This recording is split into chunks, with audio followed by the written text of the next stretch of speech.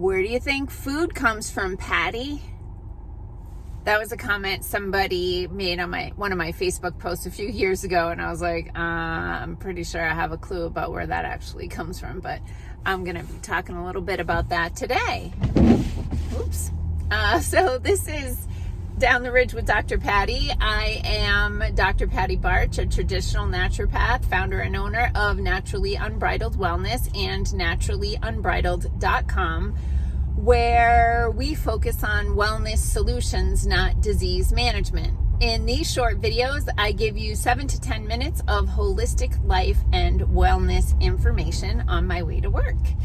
And today, I really haven't put together in my head exactly what I'm going to say, but I'm just going to talk about a few things, and I'm going to provide a little background on this before I get into the topic, because, like I said, a few years ago, I posted something on Facebook about some of the problems with industrial agriculture, and somebody who is obviously professionally and personally involved in conventional agriculture pushed back on that as if I didn't know what I was talking about. So I transferred to an agricultural high school sophomore year. So I started my formal education in agriculture when I was about 14. Prior to that, I had been a member of 4-H and had been learning about animal husbandry and those sorts of things at that point. After high school, I went to the Stockbridge School of Agriculture at the University of Massachusetts and got an associate's degree in animal agriculture, and I continued on at the university and got a bachelor's degree in animal science. My husband grew up on a farm. His parents still farm. We have a little farm. I know a little bit about where food comes from. Okay, that's the backstory.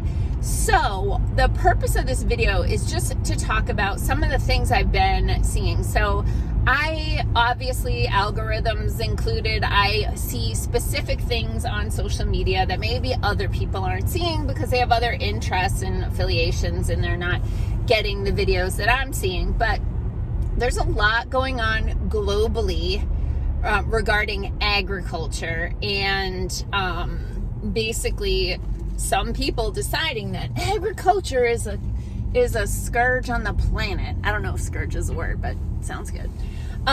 Anyway, and there's some truth to that, and there's all these different layers, and I'm going to try to peel through some of them, and obviously this requires more information than a 7 to 10 minute video. But first of all, we talk about what I call the stupid food pyramid. So the stupid food pyramid is designed by, I think, the USDA, the Department of Agriculture, and it is not based on the nutritional needs of the human body, by the way. It is based on the foods that we produce in this country. So we produce more grains than anything else, so they tell you eat more grains than anything else. It doesn't go the other way. Here's why. Oh, sorry, I got distracted by that car, and now I'm like, what was I thinking? Okay, so if you talk there's literally something called food science. This is not nutrition, okay? So there's nutrition science, but there's also something called food science. And when I was a student at the University of Massachusetts, I remember meeting a guy and him saying that he was a food science major, and the food science building was next to the animal science building, and so I knew exactly where that was. And of course, animal science and food science, you would think, would have some overlap, and I was intrigued. And I'm talking to this kid. He may have been a grad student, I don't remember exactly, but now it's the only time I ever talked to this guy. I talked to him for 2 minutes, and I am still very clear on how this conversation went. I can picture him because I was so taken aback by what he told me, which was he was a food science student working on developing a digestible plastic. And that was my holy shit moment.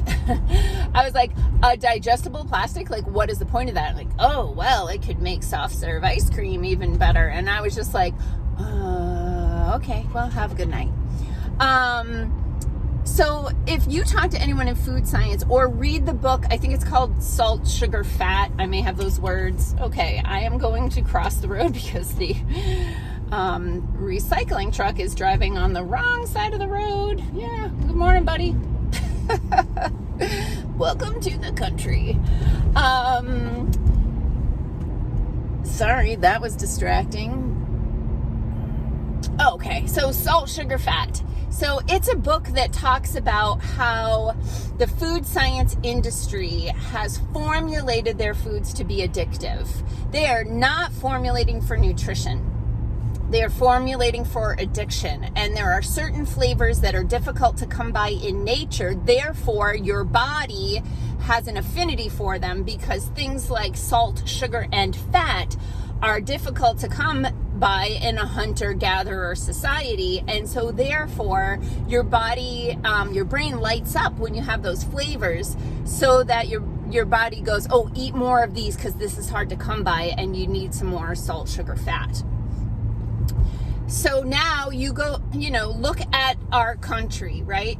We have a population of people that I can't remember the numbers exactly, but the United States has like a small percentage of the global population and consumes something like 60 or 70% of the world's pharmaceuticals. Let that sink in. Again, I don't think I have those numbers exactly right, but the trend is definitely there. We are not the hugest country. We have a population of people. It's not insignificant. But we have orders of magnitude more drugs consumed by our citizens than other countries. We also have the worst freaking diet. This country has gone to processed food, fast food, nutrient depleted, chemical laden, food products that do not nourish the body. They inflame and sustain the body. Like they don't kill you right away. They'll keep you alive and they'll taste good and they'll make you feel full, but they are not nourishing you and they are definitely not healing you. And if it's not a nutrient, your body views it as a toxin and mounts an immune response against it so that your body can try to get rid of it. So if your immune system is distracted by your crappy food, it cannot pay attention to the cancer that's popping up over here. It cannot pay attention to the virus that just snuck in, right? Because it's like, oh crap, like monosodium glutamate, all these like horrible ingredients that they put in food so that you go, oh, eat more. You look back at pictures of people on the beach in the 70s and you see a lot of fit people. And now you look at pictures on the beach and you are scanning and scanning and scanning to try to find a fit person. The problem is the food is crap and that is creating disease, and the disease gets dealt with pharmaceuticals. How do you change that? Do you feel powerless to change that? You're not. Here's how you change it. You start at your house. You start by growing some food, all right? Even if it's a pot of basil in the windowsill, right? Start with growing some food. If you have sunshine, water, a pot with dirt, you can grow some food. Now, beyond that, community-supported agriculture, preferably organic. By the way, organic farmers have to pay extra money to grow your food without chemicals, where conventional farmers can spray the crap out of the food and rape the soil of all of its nutrients, and they get subsidized. Government gives them extra money, and the organic farmers and the sustainable farmers get no extra money, and they have to pay to be certified. So, community-supported agriculture. These are local farms that produce food, that you give them some money, and you get a little bit of the harvest as often as it comes in, usually once a week in the growing season. Farmers markets. Now, a lot of farmers markets, you don't know if they're going to be producing foods without pesticides or chemical fertilizers, but it's still better to have fresh produce than it is to have Totino's pizza rolls or whatever. And then sustainable agriculture. This is a thing, and it does what I always say: use nature as a guide.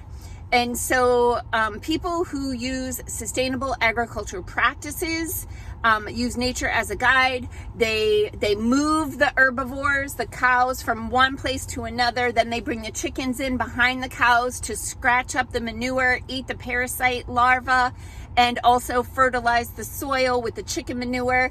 Let those crops grow back up, bring the cows back in, right? It's this whole cycle. Joel Salatin is a very famous farmer who teaches a lot of other farmers how to do this. Obviously, there's some infrastructure stuff that needs to happen. People will say, "Oh, that can't work. That because we have to use conventional agricultural practices, monocropping, all of that stuff to be able to feed the world." No, we don't. Not if the world didn't eat crap. If the world ate actual food and not pizza bites, then we wouldn't need that kind of thing. This has been a self-fulfilling prophecy. So make it a goal. We are heading into spring. Make it a goal to start eating real food that doesn't come in a box, and to start buying food from local producers, or being a local producer, growing and preserving your own food. This is how we break the cycle. This is how we fix the planet.